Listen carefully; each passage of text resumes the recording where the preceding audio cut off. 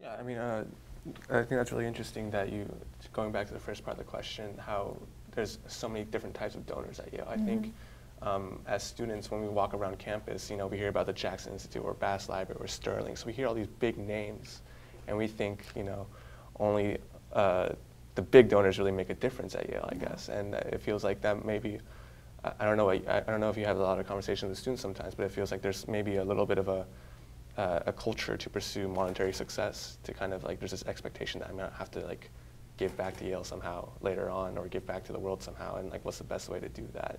And it feels like there's a little bit of a pressure to kind of be that big name donor a little bit.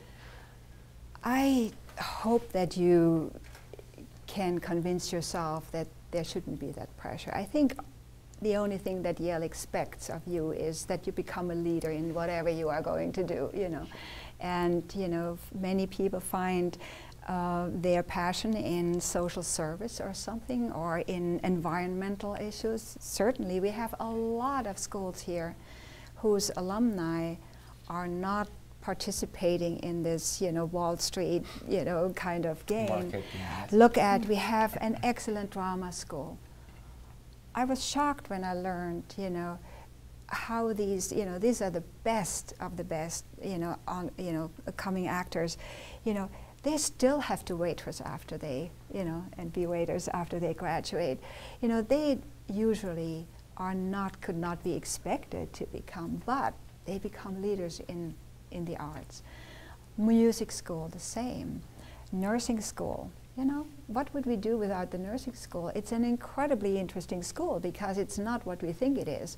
It is much more influenced, much more impactful on a higher level.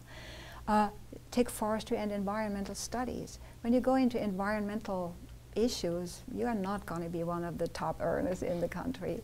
Divinity school. So, actually, a lot of the schools and of the things we teach are not meant to lead people to a life that will end up with great economic reward.